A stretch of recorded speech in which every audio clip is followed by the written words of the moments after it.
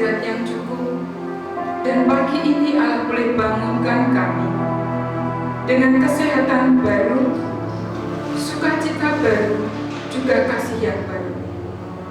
Dan kami pagi ini akan mengawali aktivitas kegiatan kami Tuhan dengan membaca dan merenungkan bagian firman Allah.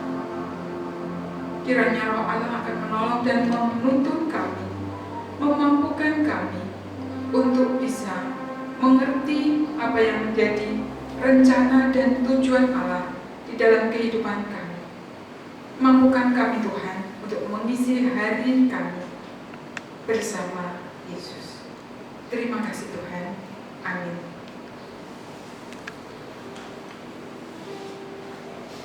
Tema kita minggu ini yaitu hidup lebih berarti.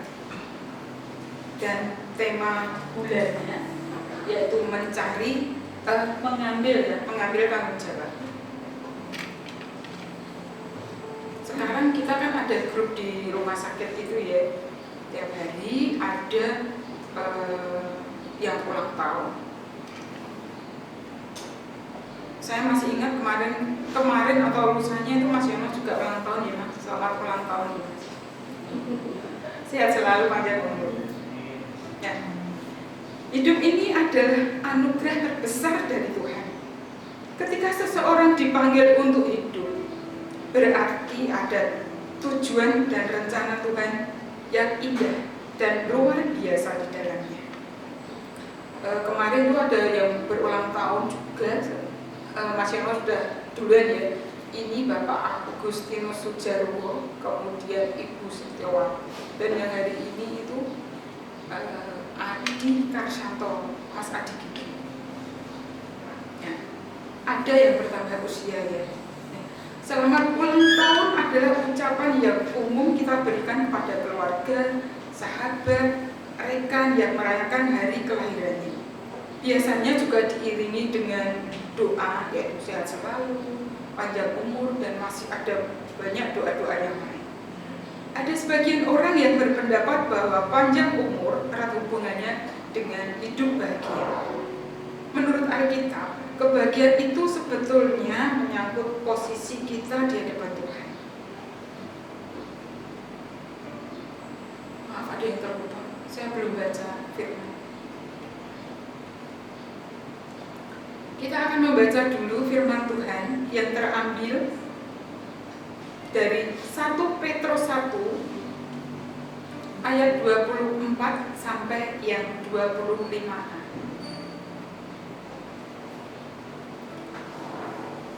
Saya akan membacakannya. Sebab semua yang hidup adalah seperti rumput, dan segala kemuliaannya seperti bunga rumput. Rumput menjadi kering dan bunga gugur, tetapi firman Tuhan tetap untuk selama-lamanya. Ada sebagian orang berpendapat bahwa panjang umur erat hubungannya dengan hidup bahagia. Tetapi menurut Alkitab, kebahagiaan itu sebetulnya menyangkut posisi kita di hadapan Tuhan.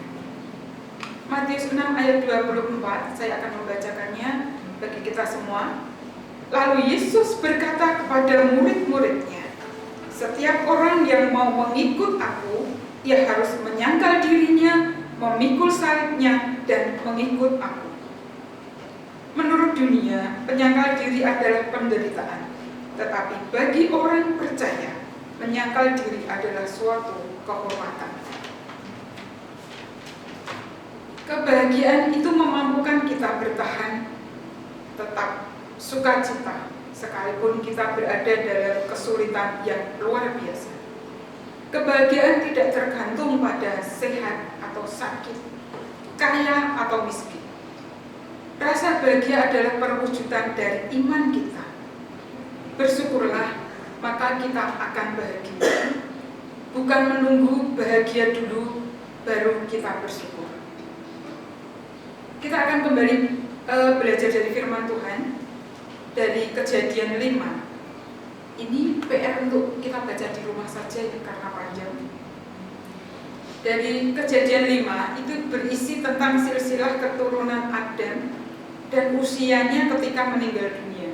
Jadi Adam memperanakkan Set, kemudian Set memperanakkan Enos, Enos memperanakkan Kenan, Kenan memperanakkan Mahabel, Mahabel memperanakkan Yared, kemudian Yared memperanakkan Henok, Henok memperanakkan Metusaleh, dan Metusaleh memperanakkan Lam. Firman Tuhan ini mencatat dengan jelas bahwa Adam itu dianugerahi usia panjang. Abraham panjang umur, dia sampai ratusan tahun. Setelah memperanakkan Set, Abraham masih dianugerahi usia panjang lagi ratusan tahun. Dan di dalam Alkitab diceritakan di akhir kata ada tulisan lalu ia mati. Demikian juga terjadi kepada Set, Enos, dan yang terakhir kepada Lameh. Lalu ia mati. Hal ini menggambarkan bahwa seberapapun usia manusia, pada akhirnya akan mati. Di antara kata berulang lalu ia mati, itu terselip catatan menarik tentang Henok. Jadi usia Henok itu lebih pendek dari usia keturunan Adam yang lainnya. Firman Tuhan mencatat dengan jelas bahwa Henok hidup bergaul dengan Allah dan ia tidak mati, tetapi diangkat oleh Allah. Kita kembali belajar firman lagi dari Yakobus 4 ayat 14. Kamu tidak tahu apa yang akan terjadi besok. Apakah arti hidupmu? Hidupmu itu sama seperti uap yang sebentar saja kelihatan lalu lenyap. Juga Petrus yang kita baca tadi. Semua yang hidup adalah seperti rumput dan segala kemuliaannya seperti bunga rumput. Rumput menjadi kering dan bunga gugur. Artinya adalah hidup ini singkat. Kekuatan dan kemampuan kita juga sangat terbatas. Kita butuh uluran tangan Tuhan untuk kita bisa mengisi hidup kita ini. Tidak bisa dipungkiri bahwa COVID-19 ini telah mengubah wajah dunia. Jadi cara bekerja, cara belajar, bahkan cara beribadah harus dilakukan secara online supaya tetap menjaga physical distancing gitu ya. Berbagai upaya dilakukan pemerintah untuk bisa memutus rantai penyebaran COVID-19 ini. Kita tidak berdaya dan kita harus menaati anjuran pemerintah demi untuk mengenyahkan COVID-19 ini. Kita di sini dipanggil untuk hidup berarti, hidup bermakna. Tuhan mau agar kita mengisi setiap hari-hari yang Tuhan anugerahkan kepada kita dengan hal-hal yang berarti untuk menjadi berkat bagi orang lain. Untuk itu kita harus punya hati yang mau diperbaharui menjadi ciptaan baru.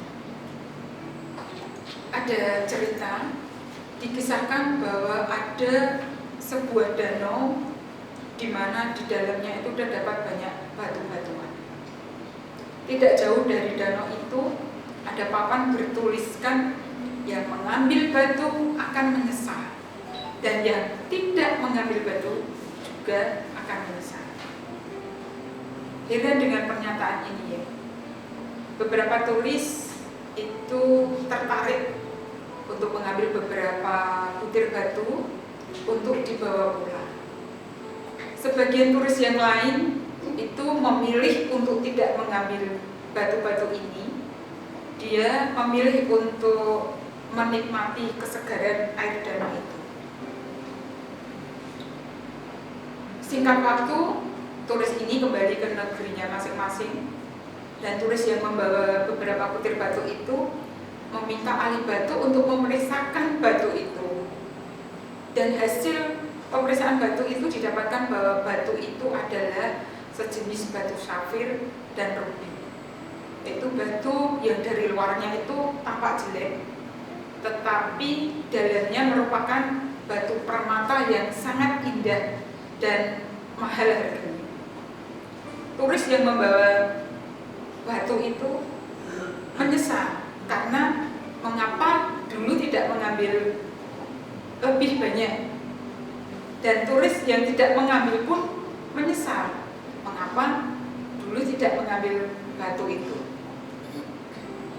Nah, hidup kita sama seperti dengan cerita di atas. Kita diberikan kehidupan yang sangat berharga, tetapi kita sering kurang menghargai hidup kita. Hidup kita begitu bernilai, jauh bernilai dari batu-batu permata itu. Tuhan mau setiap orang percaya memiliki hidup yang berarti. Hidup yang berarti adalah hidup yang berbuah bagi Tuhan dan menjadi berkat bagi orang lain. Galatia 5 ayat 22-23. Tetapi buah-buah roh adalah kasih, sukacita, damai sejahtera, kesabaran, kemurahan, kebaikan, kesetiaan, kelemah lembutan, penguasaan diri. Jika kita sebagai orang tua, jadilah teladan bagi anak dan keluarga kita. Milikilah kasih, kesabaran, dan jangan tinggalkan penguasaan diri di dalamnya. Jika kita sebagai anak, berbaktilah kepada orang tua dan taatilah mereka. Milikilah kasih, kesabaran, kelemah lembutan, juga jangan tinggalkan penguasaan diri. Sudahkah itu menjadi bagian dalam hidup kita sehari-hari? Mari kita isi hidup hari-hari kita dengan hal-hal yang bernilai. Bangun hubungan intim bersama Tuhan melalui doa, pujian, penyembahan, dan merenungkan firman Tuhan. Karena firman Tuhan akan mengajar, menyatakan kesalahan, memperbaiki kelakuan, dan mendidik kita dalam kebenaran. Kiranya Roh Kudus akan memampukan kita agar kita memiliki hati yang mau diperbaharui menjadi ciptaan baru, agar hidup kita menjadi lebih bermakna. Amin. Kita akan berdoa.